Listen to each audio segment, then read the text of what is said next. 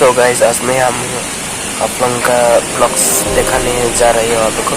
तो देखो गाइस बारिश बारा दिया है इस तरफ में। तो गाइस पूरा रास्ता में पानी पानी है। देखिए गाइस बारिश दिया है इस साल, तो क्या बोलेगा गाइस। तो देखो ये जो है देखो गाइस पानी बारा है। देखो देखो गाइस, देखो मैं लेके जाता हूँ आप लोग को।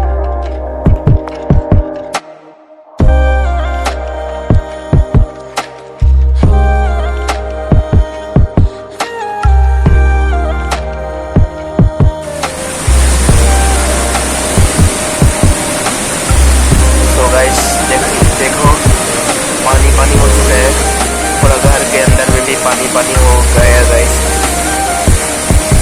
तो रास्ता सब भी ब्लॉक हो चुका है गाइस। देखो जाने का रास्ता ही नहीं मिल रहा है अब हम लोग को गाइस। तो देखो पूरा इस तरफ में घर सब तोड़ चुका है बारिश का वजह से। देखो गाइस पूरा पानी पानी आ रहा है गाइस।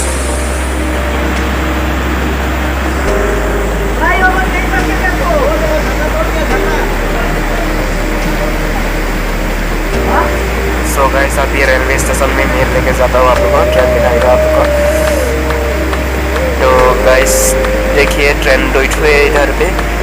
तो गाइस ट्रेन को भी पूरा पानी से घेर चुका है गाइस। देखो सब रास्ता सब ब्लॉक हो चुका है पानी का वजह से। देखो गाइस